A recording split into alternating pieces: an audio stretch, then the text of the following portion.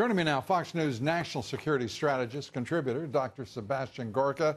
Great to have you with us. And let's turn first to this new intelligence from the South Koreans. How reliable, I don't know. I don't know how reliable much intelligence is these days. But the South Koreans say that within the next 35 to 40 days, North Korea will have a deliverable nuclear weapon that will be atop a ballistic missile capable of reaching the United States. What are we to do? Well, Lou, the president just finished his fabulous tour in Asia, and he did exactly what he had to do, which is to reassure all of our partners in the region, all our allies, to say they're not alone. The last eight years of so-called strategic patience is over, and North Korea will not be allowed to threaten them nor us, whether it's Guam or whether it's the mainland U.S. When it comes to what else can be done, there's two very simple baskets of actions. Number one, numerous covert means that we can't discuss on television to undermine that capacity to do us damage. And the second is the expectation the president has with regards to Beijing. This whole problem could be solved within the next 10 minutes if Beijing wished to, because they could close off the faucets when it comes to energy and everything else that North Korea requires, and they would be brought to heel very rapidly. So we'll see if China's serious about reining in its crazy neighbor.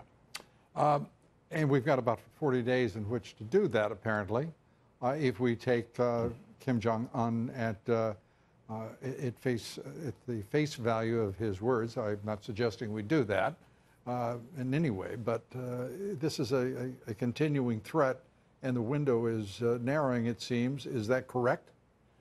It's been a constant progression to this final destination. This should surprise nobody. I cannot verify this information coming out of the South, but whether it's 40 days or whether it's 40 weeks makes no difference. This is the progression since the Clinton administration first decided to give in to nuclear blackmail with North Korea. It appears it may have there may be a significant difference, if you will, for Kim Jong-un and North Korea, whether it's 40 weeks or 40 days, because the United States and this president seem to have one option that is off the table, and that is the option of waiting much longer, because this threat is existential, I think is the way to put it. Let's turn to this judge that persists, William Orrick III, a clever leftist judicial judge.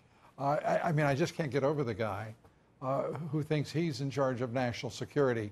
And what are we facing here?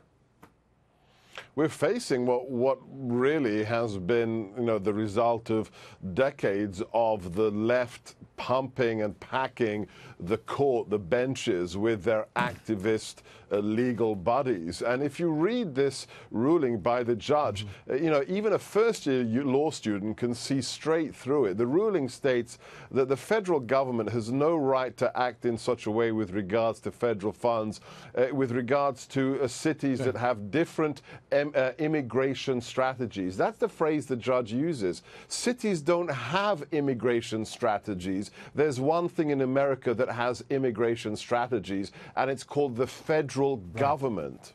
I mean, it's just patently transparent and political.